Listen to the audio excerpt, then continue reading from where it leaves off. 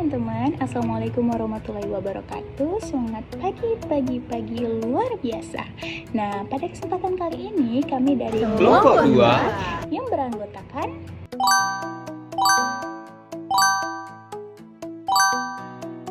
ini akan mengupas materi tentang pengembangan RPP dan modul ajar berbasis pembelajaran mendalam. Nah, untuk itu, sebelum kita mengupas lebih dalam, ada pun yang melatar belakangi kenapa kita membahas materi ini. Pembelajaran di sekolah tidak cukup hanya membuat peserta didik menghafal suatu materi. Nah, untuk itu saat ini, pembelajaran mendalam hadir sebagai pendekatan yang menekankan kualitas pengalaman belajar. Sehingga saat ini peserta didik tidak hanya mampu mengetahui, tetapi mereka sudah mampu memahami dan bagaimana cara mengaplikasikan serta bagaimana merefleksikannya. Nah, kira-kira apa sih pembelajaran mendalam? Halo semua, saya Hanifah Zahra. Di sini saya akan menjelaskan mengenai apa sih itu pembelajaran mendalam, kemudian konsep dan kerangka pembelajaran mendalam, kemudian dimensi profil lulusan, dan prinsip dalam pembelajaran mendalam. Untuk itu langsung saja kita masuk ke yang pertama. Oke, yang pertama itu adalah apa itu pembelajaran mendalam. Nah, pembelajaran mendalam atau deep learning adalah sebuah pendekatan yang menekankan penciptaan proses pembelajaran yang berkesadaran, bermakna, dan juga mengembirakan. Nah, pada pendekatan pembelajaran ini, siswa sebagai pembelajaran aktif untuk memahami konsep secara utuh, menghubungkan pengetahuan dengan kehidupan nyata, berpikir kritis, mampu melakukan refleksi, dan menerapkan apa yang dipelajari dalam situasi baru. Pada pembelajaran mendalam ini, bukan berarti materi yang dibuat harus lebih banyak dan lebih sulit, melainkan pada kualitas proses belajar dan kedalaman pemahaman peserta didik itu sendiri. Oke, kita lanjut yang kedua. Nah, yang kedua adalah konsep dan kerangka pembelajaran mendalam yang lebih menekankan pada penciptaan suasana belajar dan proses pembelajaran yang berkesadaran, bermakna, dan juga menyenangkan melalui olah pikir, olah hati, olah rasa, dan olahraga secara holistik dan juga terpadu. Nah, secara sederhananya, kerangka pembelajaran mendalam dapat dipahami sebagai hubungan antara tujuan pendidikan, proses pembelajaran, pengalaman belajar peserta didik, dan juga hasil yang ingin dicapai. Nah, kemudian yang ketiga ada dimensi profil lulusan. Nah, yang ketiga adalah dimensi profil lulusan. Ada 8 dimensi profil lulusan. Yang pertama adalah keimanan dan ketakwaan terhadap Tuhan Yang Maha Esa. Yang kedua adalah kewarganegaraan. Yang ketiga adalah penalaran kritis.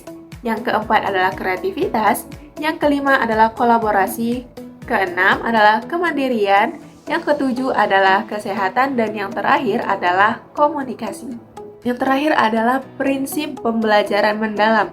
Nah, di sini ada 3 prinsip pembelajaran, yaitu berkesadaran atau mindful, kemudian yang kedua adalah bermakna atau meaningful, dan yang ketiga adalah mengembirakan atau joyful. Nah, yang pertama adalah berkesadaran, di mana berkesadaran adalah pengalaman belajar yang didapat peserta didik saat menyadari pentingnya menjadi pembelajaran aktif dan dapat mengatur diri sendiri. Artinya, siswa telah mengetahui apa yang sedang dia pelajari, mengapa dia harus mempelajarinya, dan kemudian bagaimana cara dia belajar untuk mengetahui pembelajaran tersebut.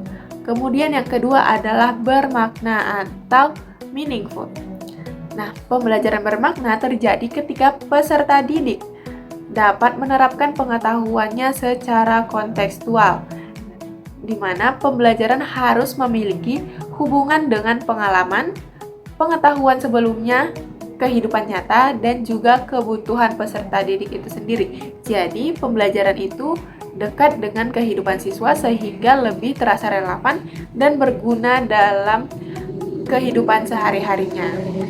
Nah, yang ketiga adalah mengembirakan atau joyful, di mana pembelajaran yang mengembirakan merupakan suasana belajar yang positif, menantang, dan menyenangkan, dan juga memotivasi untuk peserta didik agar dia lebih mampu menerima dan memahami apa yang sedang dia pelajari.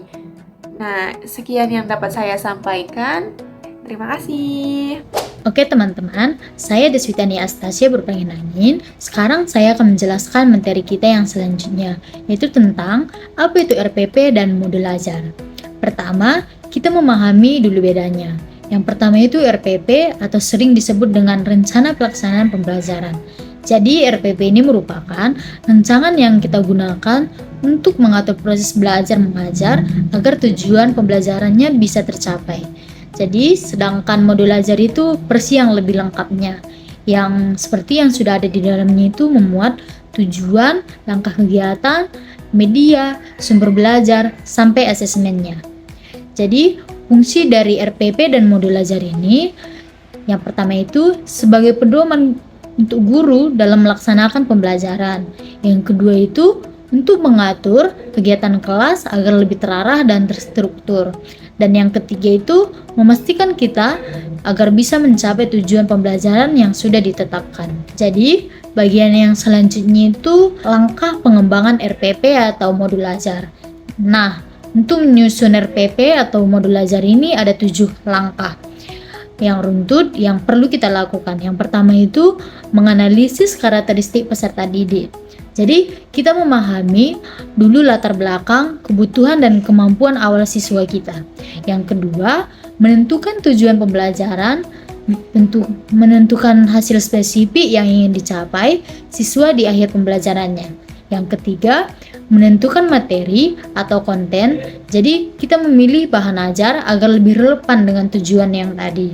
Yang keempat, merancang pengalaman pembelajar.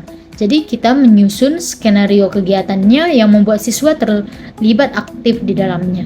Yang kelima, menentukan metode dan aktivitas pembelajaran. Jadi kita memilih strategi mengajar yang cocok, seperti misalnya itu diskusi, kerja kelompok, atau proyek yang lain sebagainya. Yang keenam, menentukan asesmen. Jadi kita menyiapkan alat ukur atau bentuk penilaian untuk mencapai kegiatan ketercapaian siswa tersebut. Sedangkan yang terakhir itu melakukan refleksi dan perbaikan. Jadi kita mengevaluasi pelaksanaan pembelajaran tersebut. Jadi setelah kelas selesai untuk perbaikan di sesi berikutnya. Itulah penjelasan materi RPP dan modul belajar dari saya. Sekian dan terima kasih.